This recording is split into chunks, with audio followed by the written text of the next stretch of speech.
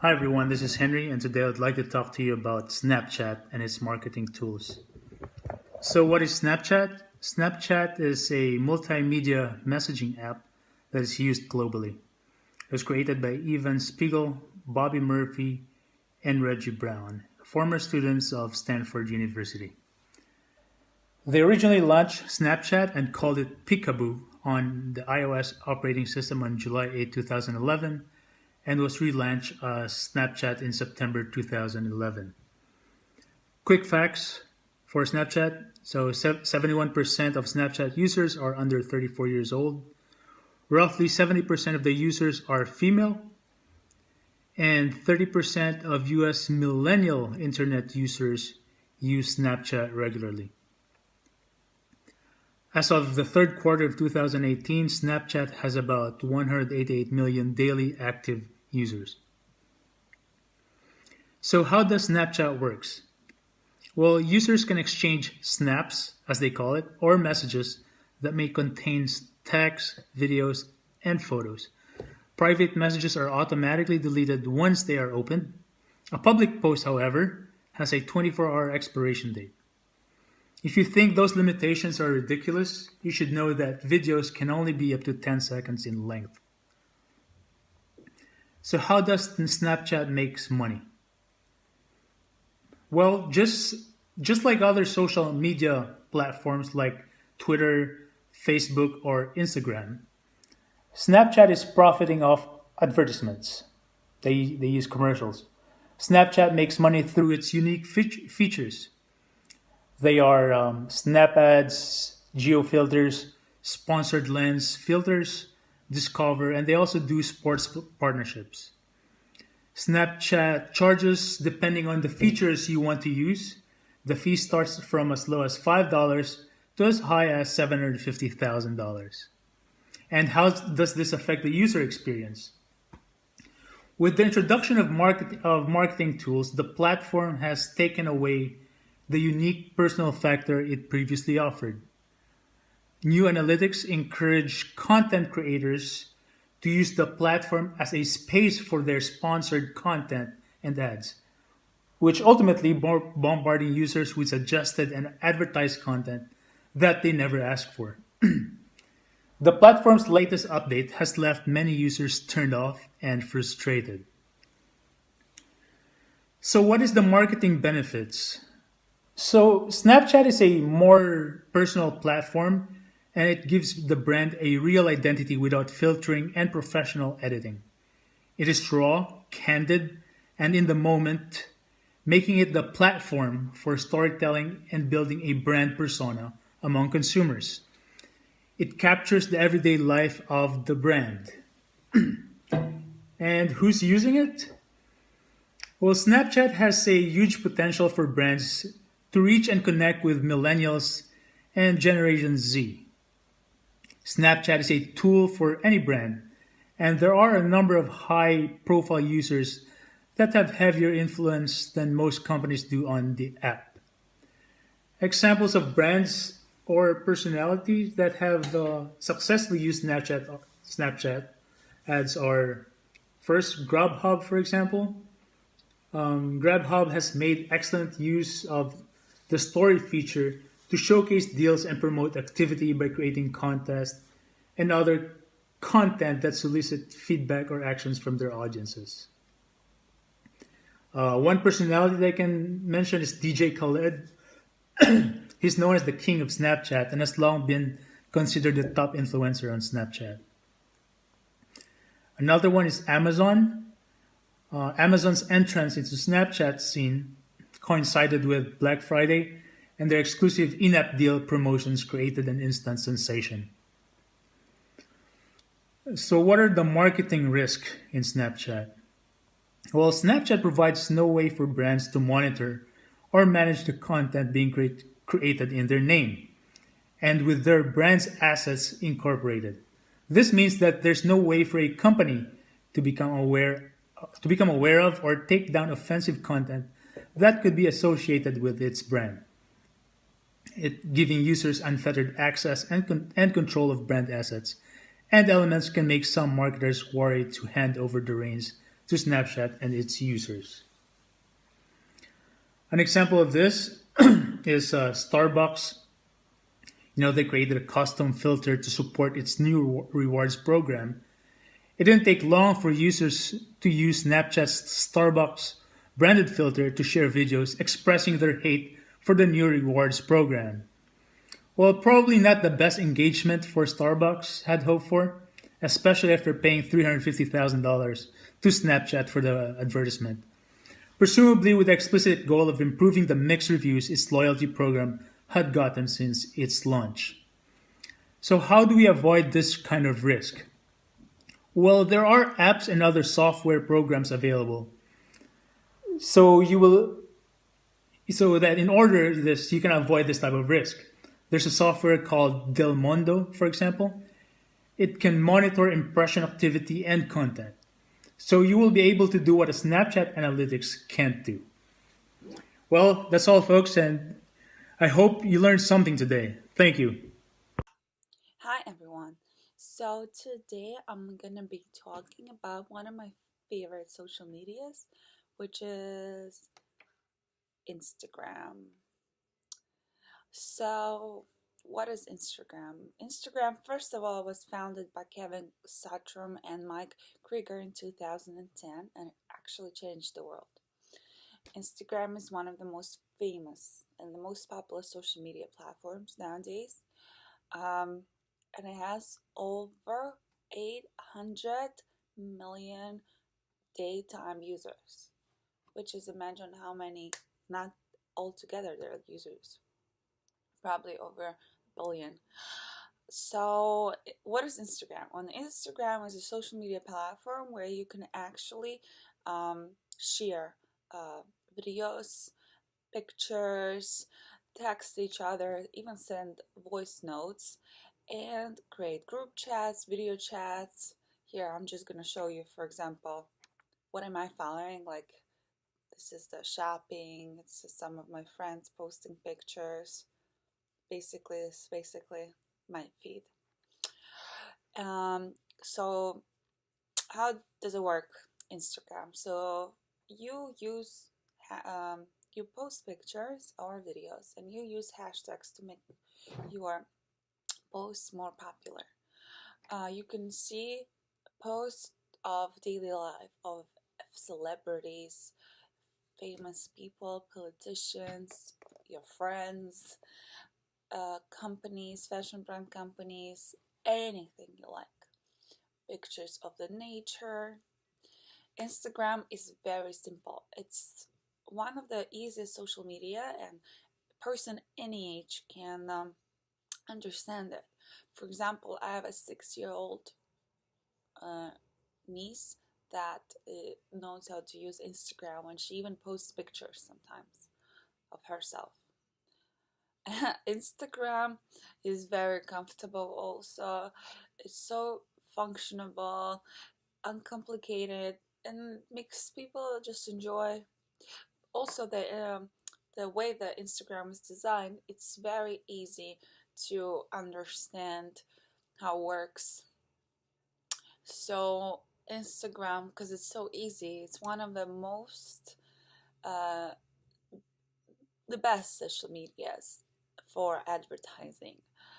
First of all, you don't pay anything for advertising. You only pay if you want to make your posts more um, popular. That's when you have to pay extra, which is not a lot.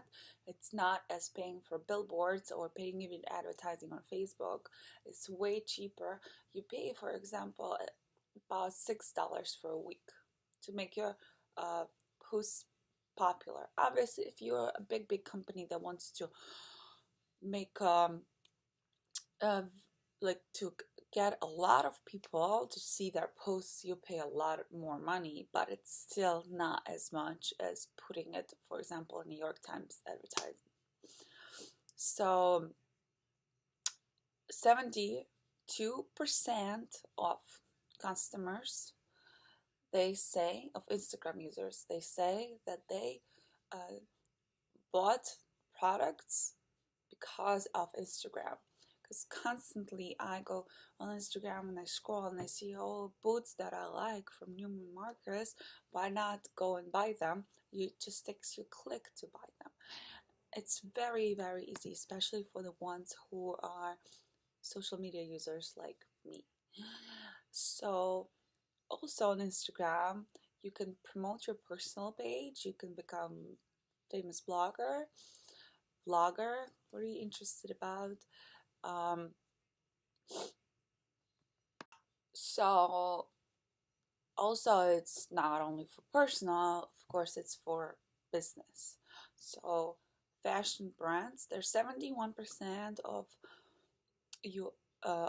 US businesses are on Instagram, and 98% of fashion brands are actually on Instagram, and they track so much. You can see the most popular brands on Instagram, except Instagram itself, obviously. It's National Geographic, which just has over 90 million followers. But their idea is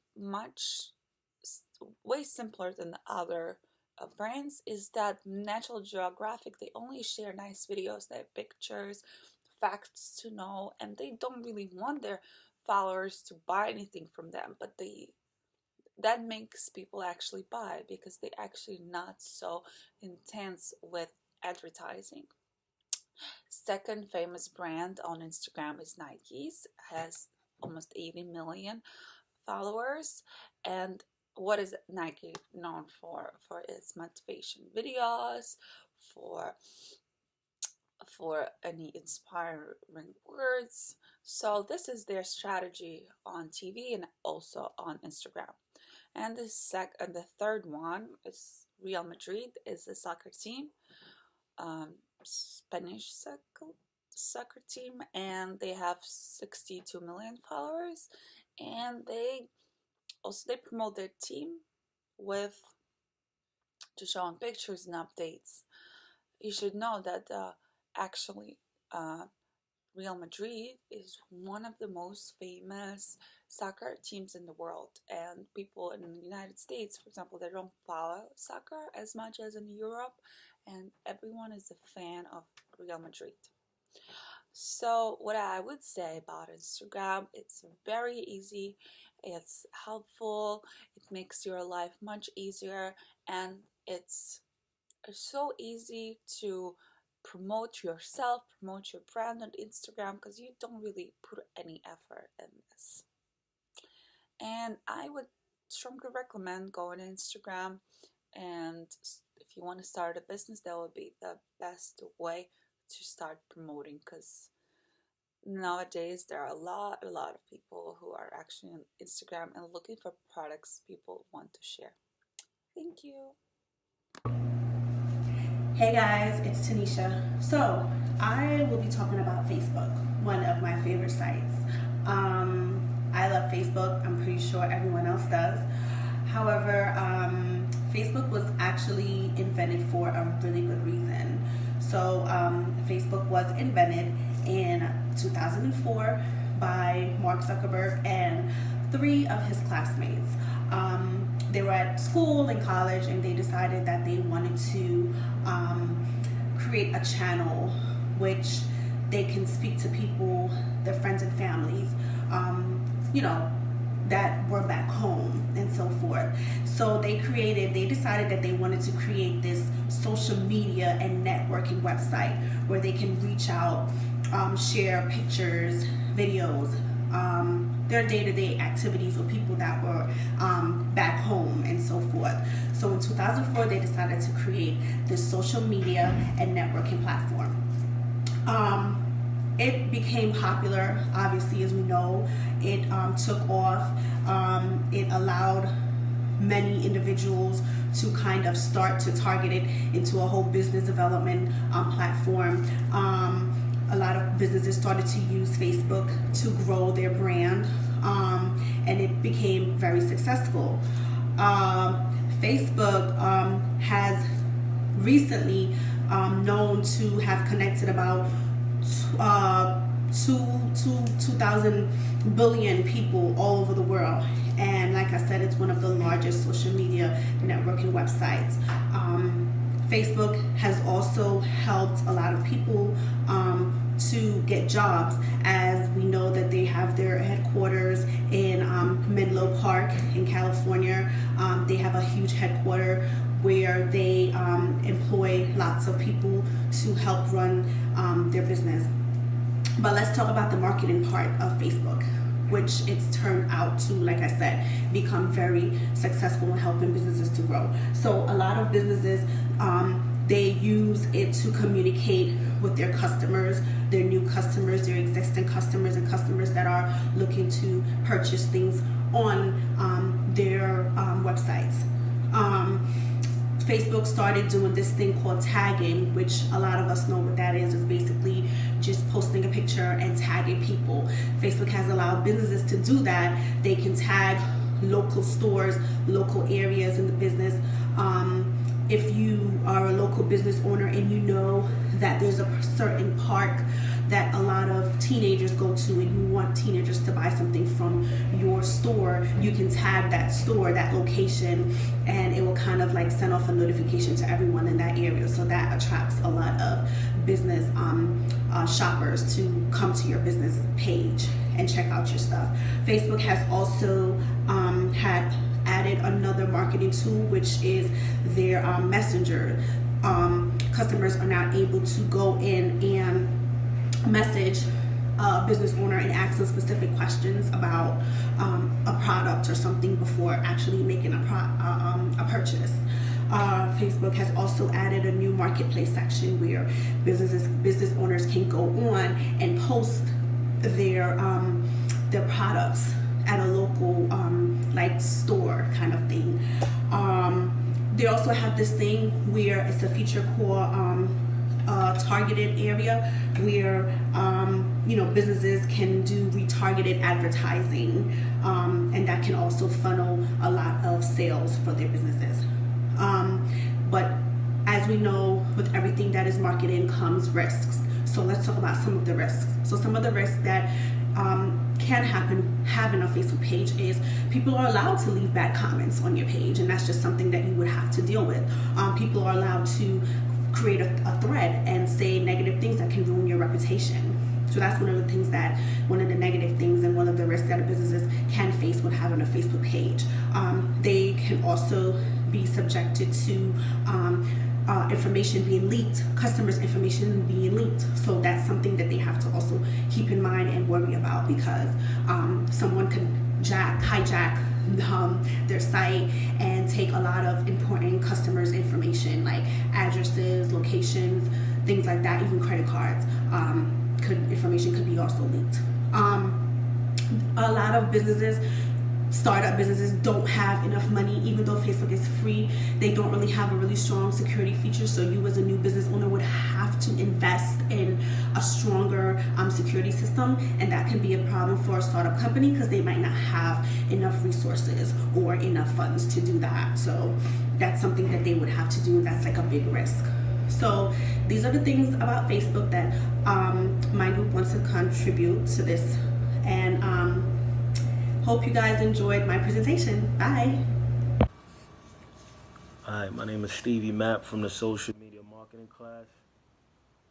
This is my part of the presentation as far as video wise in regards to the group project. My part is actually about YouTube, so I wanted to just briefly for like 2 to 3 minutes just kind of go over what YouTube is and how it could be used. So YouTube came about in February 14th, 2005. It was a website that was originally developed for people to just upload videos of any kind. People would just normally upload videos about silly things like animals and cats and dogs and snakes and different things as such. It started to transform itself from just a place where people could just upload funny videos to actually places where companies were able to upload advertisements like commercials and ads. it also became a really good platform for artists, as far as comedians and entertainers, singers, rappers, whatever genre they have out there. It became a big platform for them. I believe more than anything, though those type of videos, as far as like music and comedy stuff, especially music, seems to tend to have the majority of views more than anything else. So YouTube is can be a very useful platform for businesses. Besides the fact that you have the banners and ads that come across the videos you're watching, or before a video you're looking to watch, you get these commercials and ads that come in. YouTube can be very effective for someone I guess like a Samuel Adams beer business, um, to start to try to attract new customers, or even loyal customers with new, I guess, new beers or new products that's coming out with commercials. Um, it's a big tool. It's a very large tool for, as I said, businesses and artists. Focusing a little bit more on artists. The reason why YouTube is a very great tool is because due to the downfall of, like, I guess you could say, record labels are no longer really giving deals that they used to before. Back then, they used to just give deals to anyone, even if the artist didn't really get to come out, and they would pretty much mold the artist from start to finish to get the artist on his way, help them out, pretty much like artists. I guess like what would you call artist management, but I guess is what you would kind of call it, but more of like taking care of the artist and molding the artist. Nowadays, it's a good and positive. It's a pros and cons with it. Back then, without something like YouTube, um, the label would step in and put money into all this, molding the artist. Now, it's a bit of a situation because an artist would have to already have good product out without I guess, without having to mold their own selves, and they no longer have to depend on a record label to sign them. They can actually just put out their video, promote, and they can pretty much cut out the middleman and get their own base customers for themselves. They no longer have to depend on a record label putting money in them to make money, and in other words, they can pretty much keep all the profit to themselves. So YouTube is a very good tool for that, because you pretty much could cut out a lot of stuff, as from before. The Some of the cons in a situation like that for artists, I would say, is a lot of the stuff you're putting out is actually free. So you would have to know how to use this free platform that everyone else is getting for free to help you to make a profit. So you're putting out videos. Videos obviously comes with music. That'll be free. So you're cutting away one of your ways of making money. Now you would have to pretty much use YouTube as a way just to get yourself known, so you can eventually, hopefully, go out and make money via touring, or showing up to events. But as I said, the con of YouTube would be that you're cutting out one of your streams of revenue, because you're giving away something for free. But yeah, this is just the ways how you can use YouTube as a business or as an artist, as I focus a little bit more on an artist, to help you out, to promote yourself and to get out there and show new product. And you're able to get to a broader consumer. You're able to get to a broader span of people than you weren't before, years ago, when you didn't have YouTube and the internet, being used so much. You weren't able to get to, you weren't able to get from here to Africa, or to get customers in Africa without this platform, because you'd have to wait till you could build up as an artist to be able to travel and so on. With YouTube, you put up a video, someone from Siberia could bump into your video somehow if you promote it right, and now you're attracting a broader audience. So once again, my name is Stevie Mapp. This is my part of the group video from social media marketing class. Thank you.